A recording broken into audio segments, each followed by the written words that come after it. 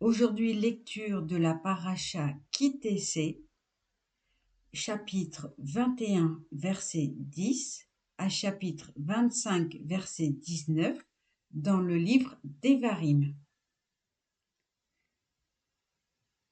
Aujourd'hui, lecture du chapitre 21, verset 10 et le chapitre 22.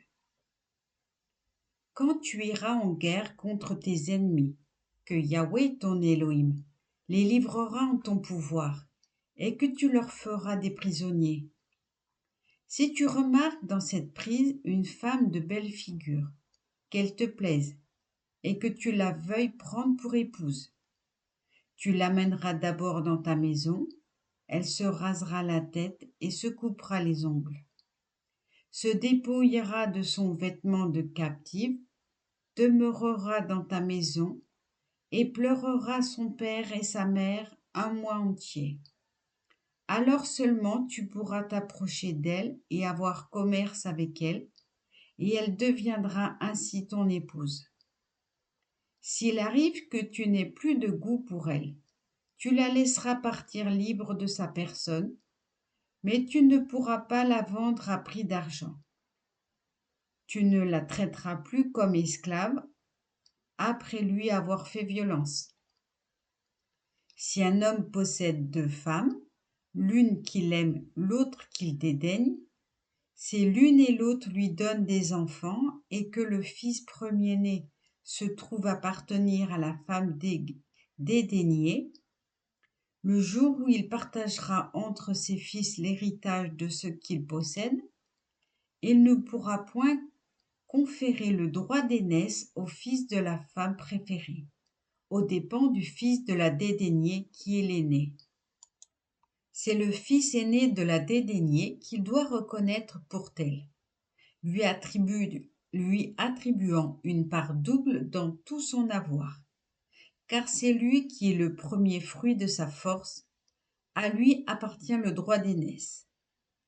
Si un homme a un fils libertin et rebelle, sourd à la voix de son père comme à celle de sa mère, et qui, malgré leur correction, persiste à leur désobéir, son père et sa mère se saisiront de lui, le traduiront devant les anciens de sa ville, au tribunal de sa localité. Et ils diront aux anciens de la ville, notre fils que voici est libertin et rebelle, n'obéit pas à notre voix, s'adonne à la débauche et à l'ivrognerie. Alors tous les habitants de cette ville le feront mourir à coups de pierre, et tu extirperas ainsi le vice de chez toi, car tout Israël l'apprendra et sera saisi de crainte. Quand un homme convaincu d'un crime qui mérite la mort aura été exécuté et que tu l'auras attaché au gibet, tu ne laisseras pas séjourner son cadavre sur le gibet, mais tu auras soin de l'enterrer le jour même, car un pendu est chose offensante pour Elohim, et tu ne dois pas souiller ton pays que Yahweh ton Elohim te donne en héritage. Chapitre 22. Tu ne dois pas voir le bœuf ou la brebis de ton frère égarés et te dérober à eux. Tu es tenu de les ramener à ton frère. Si ton frère n'est pas à ta portée, ou si tu ne connais pas le propriétaire, tu recueilleras l'animal dans ta maison, et il restera chez toi jusqu'à ce que ton frère le réclame. Alors tu le lui rendras. Et tu agiras de même à l'égard de son âne, de même encore à l'égard de son manteau, de même enfin à l'égard de toute chose perdue par ton frère, et que tu aurais trouvé. Tu n'as pas le droit de t'abstenir.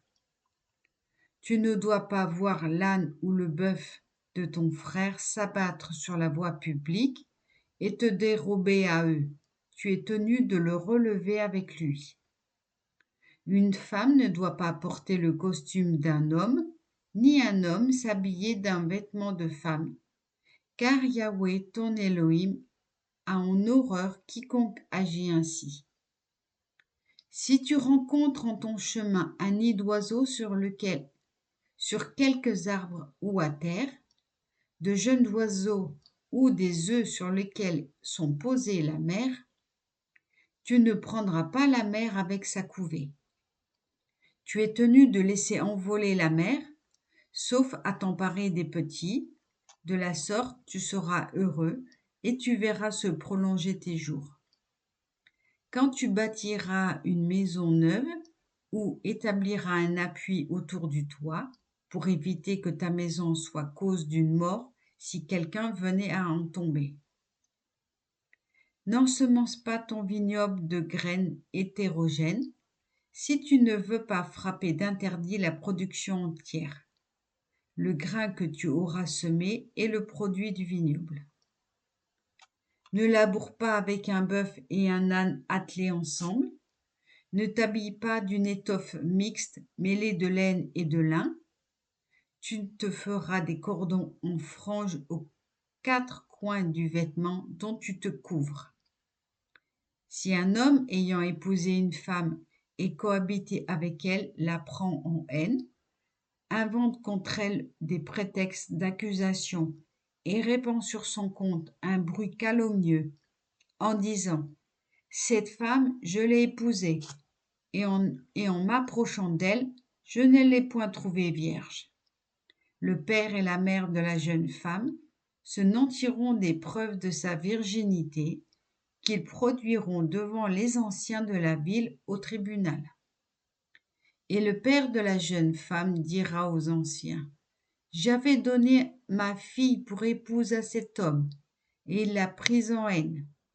Et maintenant il invente des prétextes d'accusation, disant, « Je n'ai pas trouvé chez ta fille le signe de la virginité. Or, voici la preuve de la virginité de ma fille. » Et ils déploieront le drap devant les anciens de la ville. Alors les anciens de cette même ville se saisiront de l'homme et le châtieront. Et ils le condamneront à payer 100 cycles d'argent qu'ils remettront au père de la jeune femme, parce qu'il a émis un bruit calomnieux sur une vierge d'Israël. De plus, elle restera sa femme, il ne pourra la répudier de sa vie.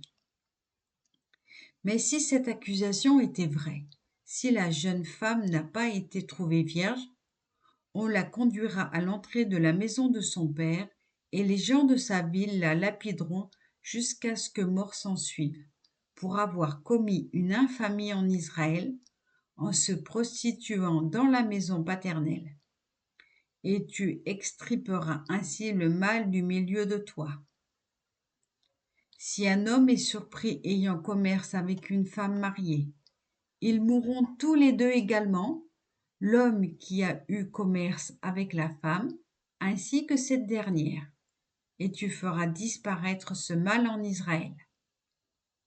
Si une fille vierge est fiancée à quelqu'un, et qu'un homme la rencontrant dans la ville cohabite avec elle, vous les conduirez tous les deux à la porte de cette même ville et les ferez mourir par lapidation.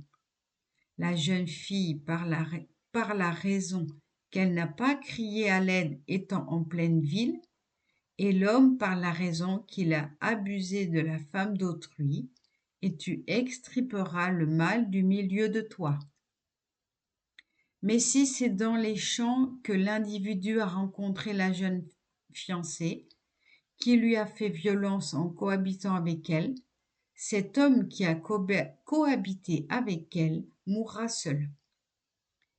Et à la jeune fille, tu ne feras rien. Elle n'a rien commis qui mérite la mort.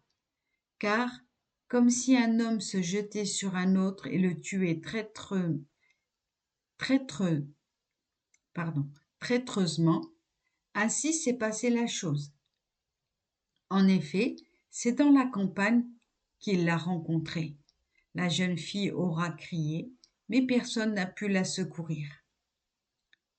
Si un homme rencontrant une fille vierge non fiancée la surprend et abuse d'elle, et qu'il soit pris sur le fait, l'homme qui a eu commerce avec elle donnera au père de la jeune fille 50 cycles d'argent, et elle deviendra sa femme parce qu'il l'a violée. Il ne pourra la répudier de sa vie. Amen.